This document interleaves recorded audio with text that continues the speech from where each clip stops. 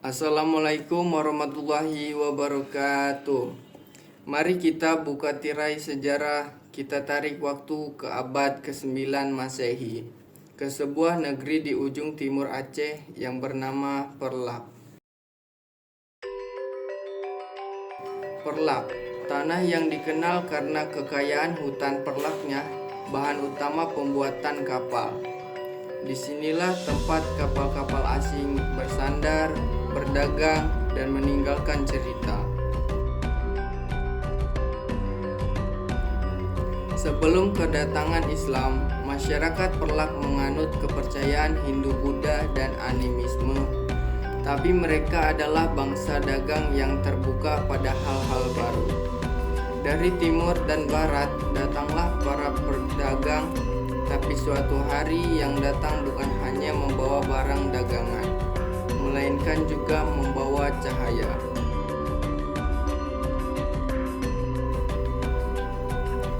Tahun 840 Masehi, datanglah seorang ulama dari Arab, seorang musafir yang membawa risalah, namanya Syekh Maulana Abdul Aziz. Perjalanan jauh ini bukan untuk mencari dunia, melainkan mengantarkan risalah dari Tuhan. Islam bukan kekerasan, melainkan kelembutan hati. Ia berdakwah dengan kesabaran, dengan kata-kata yang menyejukkan. Penduduk mendengarkan, bertanya, dan mulai berubah. Sang raja pun turut menyimak dan hatinya luluh.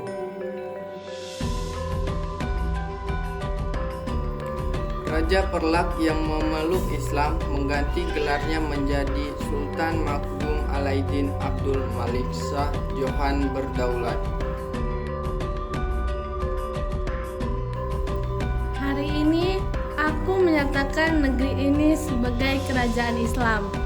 Kita mulai dengan adil, kita berjalan dengan ilmu, dan kita pimpin dengan iman. Wahai Sultan, sungguh keputusanmu akan bawa berkah. Perlak akan menjadi sumber cahaya bagi Nusantara. Dibangunlah masjid pertama, didirikan madrasah. Para ulama berdatangan, Islam tumbuh dalam damai. Perlak semakin maju, ilmu berkembang, kitab-kitab dibaca, para pelajar belajar siang dan malam. Ulama dari negeri-negeri jauh datang membawa pemikiran dan metode berbeda. Namun, perbedaan pemahaman mulai terasa. Sebagian mengikuti ajaran tertentu, sebagian lain berbeda pandangan. Diskusi terjadi, debat muncul. Tapi para ulama menjaga adab. Mereka tahu berbeda pendapat tidak berarti saling menjatuhkan. Rakyat tetap hidup rukun, tapi di kalangan elit gesekan mulai terasa. Ini bukan perang, tapi ujian terbesar, bagaimana menjaga persatuan dalam perbedaan. Dan disinilah ujian sejarah itu tercatat, menanti hadirnya pemimpin bijak.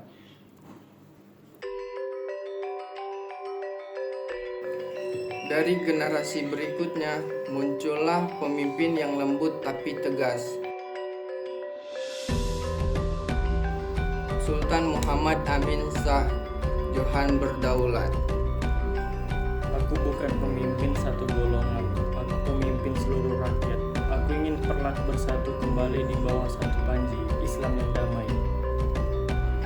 Ia mempertemukan para ulama, memperbaiki hukum, menyatukan kembali rakyat dalam satu cita. Inilah buah dari dakwah yang sabar, persatuan dalam keberagaman. Itulah kekuatan sejati umat.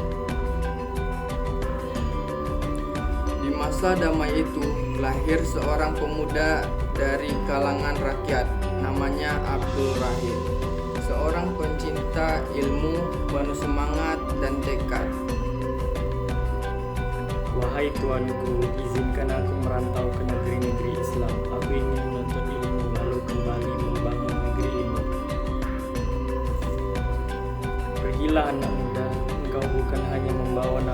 seragamu, tapi juga nama Perlak.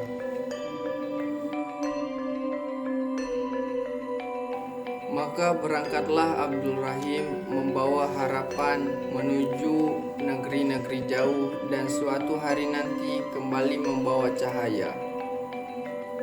Waktu terus berjalan, zaman berubah. Kerajaan Perlak akhirnya melebur bersama kerajaan Samudra Pasai. Tapi Perlak tidak pernah hilang. Namanya tetap hidup sebagai kerajaan Islam pertama di Nusantara. Selama masih ada yang mengingat, selama ada yang meneruskan ilmu dan dakwah, maka Perlak tidak mati. Kita pernah berdiri sebagai cahaya awal. Semoga generasi setelah kami mampu menjalar nyala itu.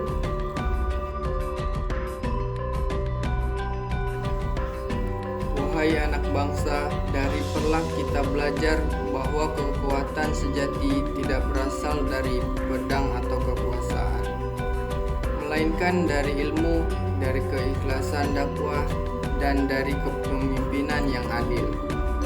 Islam datang bukan untuk memecah, tetapi untuk menyatukan, dan Perlak telah membuktikannya.